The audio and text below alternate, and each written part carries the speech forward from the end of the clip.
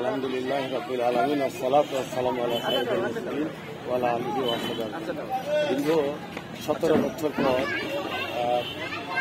আজকের এই স্বৈরাচার এবং ফ্যাসিস্ট-মুক্ত পরিবেশে স্বাধীনভাবে আমরা এই ঈদের নামাজ আদায় করার সুযোগ পেলাম।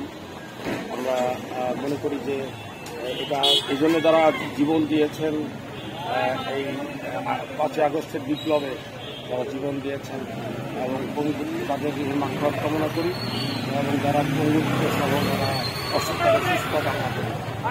আজকের এই ঈদকে আমাদের জীবনে বিশেষ করে যারা রমজানের পর তাকওয়া এবং গুনাহমাফের মাস, আল্লাহ যেন সকলকেই জীবন গুনাহমাফ করে দেন।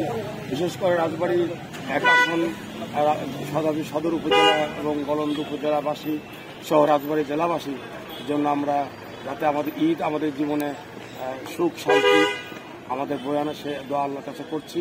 এবং আগামী যে জাতীয় সংসদ নির্বাচন হবে সেই নির্বাচনে আমরা মনে করি যে দেশের 53 বছরে মানুষের যে আকাঙ্ক্ষা ছিল সেই আকাঙ্ক্ষা পূরণ হয়নি, বরং একটি দুর্নীতিমুক্ত, একটি সন্ত্রাসমুক্ত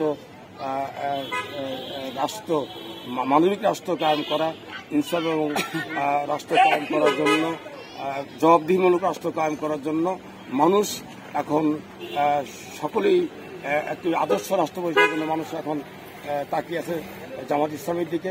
আশা করি অতীতের জামাত ইসলামের নেতৃত্বকেই মানুষ বেছে নেবে এবং আমি সকলের কাছে রাজবাড়ী 1 আসন সহ রাজবাড়ী জেলাবাসীর কাছে আমাদের এই মানুষের মুক্তির জন্য, রাষ্ট্র কায়েমের জন্য দোয়া চাই এবং কাজ করার সহযোগিতা চাই। এই বলে আজকে বক্তব্য শেষ করছি।